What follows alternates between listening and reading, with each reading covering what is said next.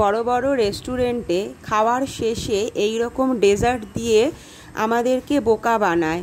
দেখো, আমি সেই রেসিপিটাই এখানে তুলে ধরছি, কিভাবে আমরা বোকা হয়ে যাই রেস্টুরেন্টে গিয়ে। আমি এই রেসিপিটা বানানোর জন্য এখানে 300 গ্রাম আঙুর ফল নিয়েছি, হাফ কাপ মতো সুজি, আর সাদা তিল, কাজু বাদাম, আখরোট, আর আন্দাজ মতো দুধ হাফ গ্লাস মতো নিয়েছি, ছোট গ্লাসের। আর নিয়েছি গোটা গরম মশলা ক্রাশ করা। এখানে আমি গোটা গরম মশলা নিয়েছি, একটু শিলে আমি গুঁড়ো করে নিয়েছি। এখানে গরম মশলাটাকে কিন্তু গুঁড়ো করা না, গুঁড়ো করা গরম মশলা দিলে খেতে ভালো হবে না। আর সাথে নিয়েছি ঘি।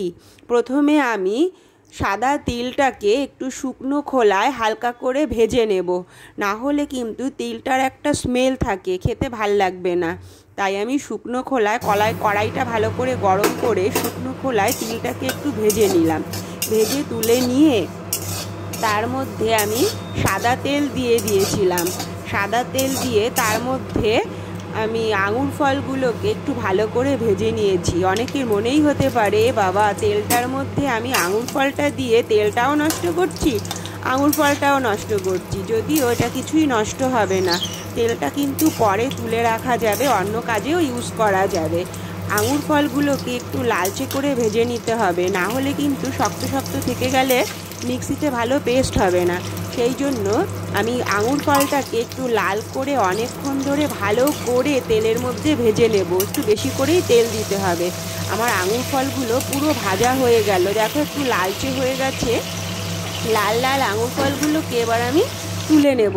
তুলে নিয়ে জলের মধ্যে ভালো করে 3-4 বার ধুয়ে নেব, যাতে আঙুর ফলের মধ্যে কোনো রকম তেল না লেগে থাকে। তারপরে বোটার থেকে আঙুর ফলগুলোকে পুরো ছাড়িয়ে নেব।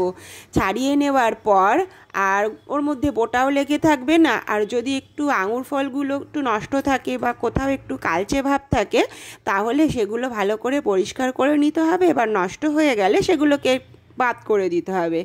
দিয়ে আমি এটাকে পুরো পরিষ্কার করে ধুয়ে নিয়েছি এবং সুন্দর পরিষ্কার হয়ে গেছে। তারপর আমি মিক্সির বাটির মধ্যে আঙুর ফল নিয়ে নিলাম। যেহেতু আঙুর ফলের পরিমাণটা একটু বেশি, আমি কিন্তু দুটো ভাগে নিয়ে আমি কিন্তু মিক্সিতে পেস্ট করেছিলাম। তোমরা একবারে করতে গেলে বড় জারও ইউজ করতে পারো।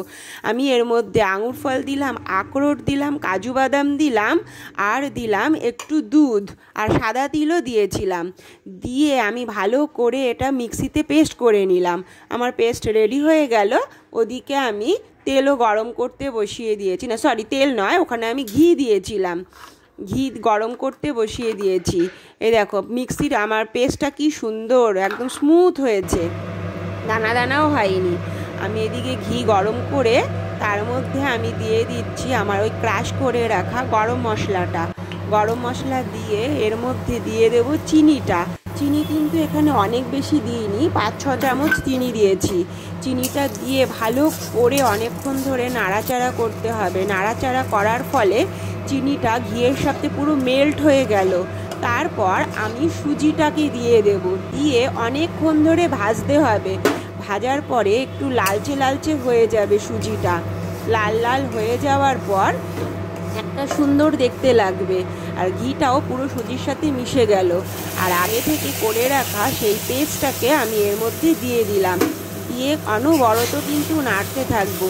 আর মিক্সির বাটিটা ধুয়ে আমি এর মধ্যে দিয়ে দেবো, সেটাও ধোবো কিন্তু আমি দুধ দিয়ে। এখানে কিন্তু কোনো রকম জল ইউজ করা চলবে না, জল ছাড়াই পুরো আমি এই রেসিপিটাকে বানাবো। আমি মিক্সির বাটিটাকে ধুয়ে এর মধ্যে দুধ দিয়ে ধুয়ে আমি দিয়ে দিলাম।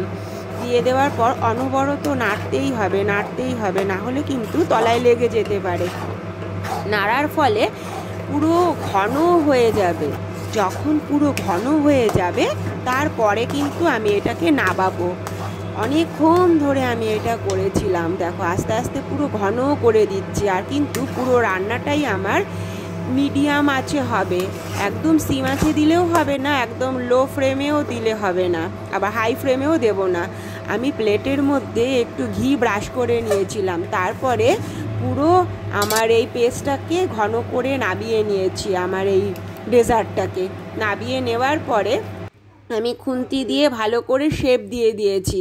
তারপরে এইদিকে আমি একটু আখরোট আর কাজু বাদাম একটু কুচিয়ে নিয়েছিলাম, কুচিয়ে নিয়ে পুরো এইটার ওপরে ছড়িয়ে দিলাম। ছড়িয়ে দেওয়ার পর একটু ছুরি দিয়ে ভালো করে চেপে চেপে দিয়েছি। অনেকক্ষণ এইভাবে রেখে দেওয়ার পর এটা পুরো শুকনো শুকনো ভাব হয়ে যাবে। প্রায় 1 ঘন্টা পর আমরা সন্দেশের আকারে এটাকে শেপ দেব। ছুরি দিয়ে আমরা এটাকে শেপ দিলাম। আমি স্কোয়ার করেছি, তোমরা বরফি করতে পারো, যে যেমন ইচ্ছা তেমন শেপ দিতে পারো। এইভাবেই বানিয়ে নিলাম আজকের এই রেসিপিটা। যদি তোমাদের ভালো লেগে থাকে তাহলে অবশ্যই লাইক, কমেন্ট আর শেয়ার, আর অবশ্যই আমার চ্যানেলটাকে সাবস্ক্রাইব করো। আবার নেক্সট ভিডিওয় নতুন একটা কিছু নিয়ে আমি হাজির হব। আমি এইভাবেই এক প্লেট থেকে আর এক প্লেটে তুলে নিলাম, নিয়ে আমি সুন্দর করে সাজিয়ে রেখেছিলাম। যদি তোমরা আরও একটু বেশি পরিমাণে করো তাহলে কিন্তু এটাকে সুন্দর করে ফ্রিজে গুছিয়ে রাখতে পারবে, অনেক দিন ধরে খাওয়াও যেতে পারে। Take care, bye bye, thank you.